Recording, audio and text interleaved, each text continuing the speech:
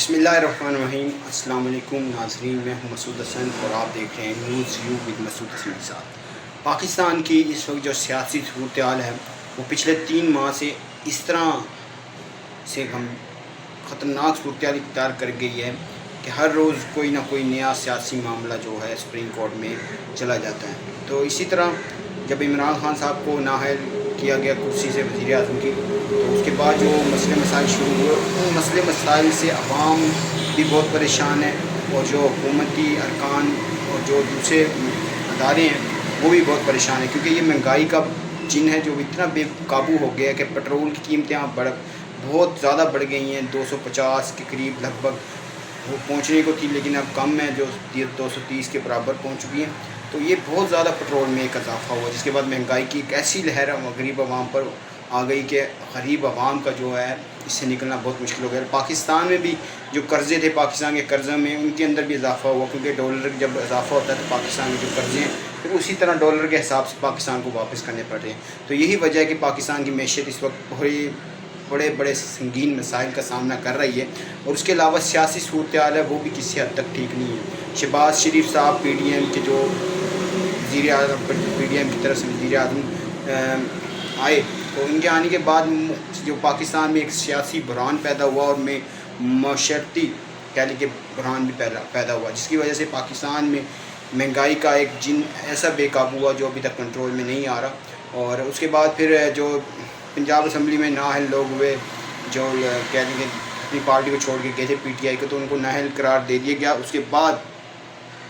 Supreme court نے ان کو نااہل قرار دیا، لاہور بینچ نے، اور اس کے بعد جو وہ ان کی سیٹوں پہ الیکشن کروایا گیا، تو اسی تناظر میں پی ٹی آئی نے جو واضح اکثریت جو سی ہے وہ حاصل کی، اور کم از کم 20 میں سے 15 سیٹیں جو ہیں وہ جیتیں، اور 4 نون لیگ نے جیتی، جبکہ 1 آزاد امیدوار نے جیتی۔ تو یہ صورتحال تھی، جس کے بعد پھر الیکشن ہوا اسمبلی کہیں گے پنجاب اسمبلی میں وزیر اعلیٰ کی سیٹ کے لیے، جس کے اوپر چودھری پرویز الہی اور حمزہ شہباز شریف کا مقابلہ تھا۔ حمزہ شہباز شریف پہلے ہی پنجاب کے وزیر اعلیٰ تھے، تو اس کے بعد پھر ان کو جو سا الیکشن میں جانا پڑا۔ تو اس کے الیکشن میں جانے کے بعد جب مقابلہ ہوا تو کاف لیگ کے جو 10 ارکان تھے جنہوں نے پرویز الہی کی حمایت میں ووٹ ڈالا، اور اس کے علاوہ پی ٹی آئی کے تمام ارکان نے پرویز الہی کے حق میں ووٹ ڈالا، جس کے بعد ڈپٹی اسپیکر تھے جو سے انہوں نے یہ رولنگ دی کہ جو کاف لیگ کے 10 ووٹ ہیں ان کو مسترد کیا جاتا ہے، اور یہ لیٹر ہے، انہوں نے دکھایا ہے کہ لیٹر کے یہ ان کے پاس لیٹر آیا ہے چودھری شجاعت کی طرف، جو پارٹی کے سربراہ ہیں ان کی طرف سے، کہ ان کے جو ووٹر جو ان کے ایم پی ایز ہیں جو پنجاب اسمبلی میں موجود ہیں وہ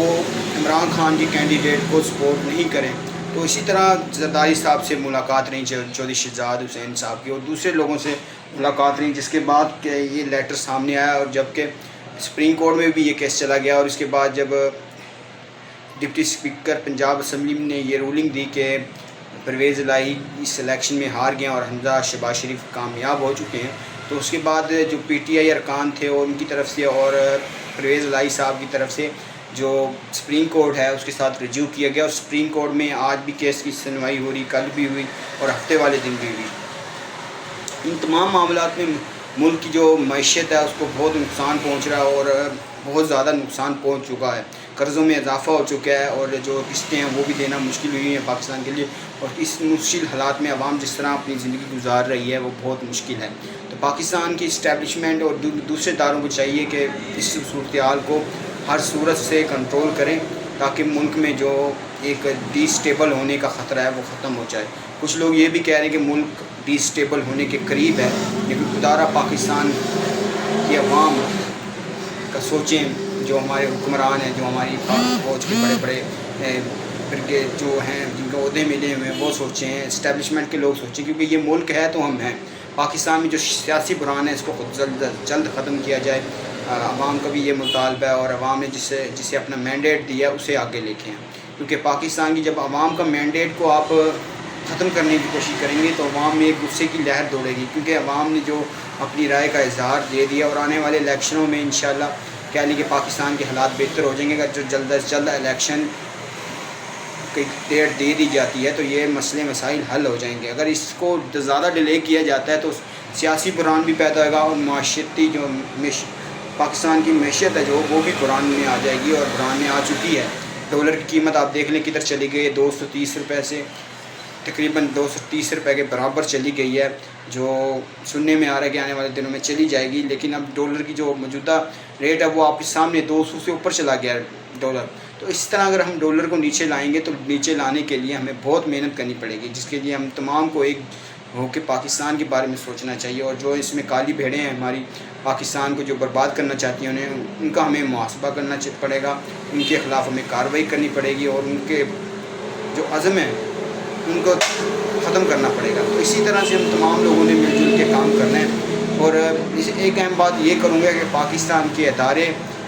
اور پاکستان کی جو فوج ہے وہ باصلاحیت ہے، اور میں ایک عوام سے اور اپنے جتنے بھی حکمران ہیں جو ہیں ان سے یہ گزارش کروں گا کہ ہماری پاک فوج ہمارا سرمایہ ہے۔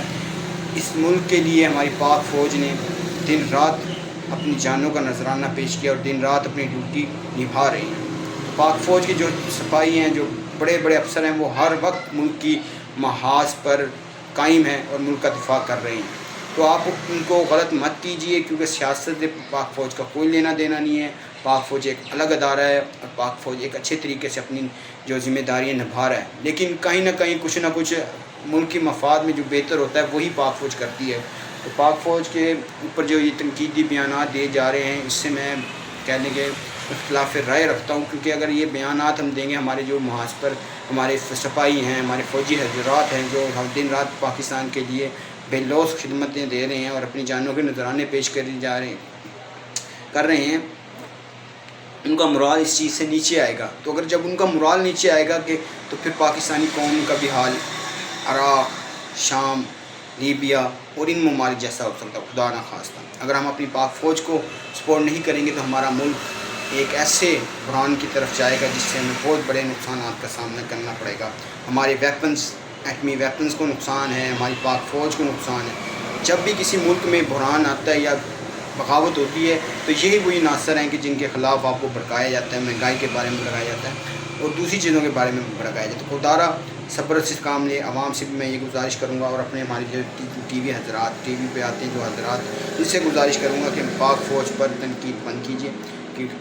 اس کے علاوہ جتنے بھی اداروں پہ تنقید ہے وہ بند کیجیے، کیونکہ یہ ادارے ہم سے ہیں اور ہم اداروں سے ہیں۔ پاکستان میں انصاف کو الحمدللہ ہماری سپریم کورٹ نے اچھی طریقے سے قائم کیا ہے اور قائم کرتی آ رہی ہے، لیکن کہیں نہ کہیں اختلافات رائے ضرور ہوتا ہے، کیونکہ قانون نظر سے اگر ایک چیز کو دیکھا جائے تو اسی حق میں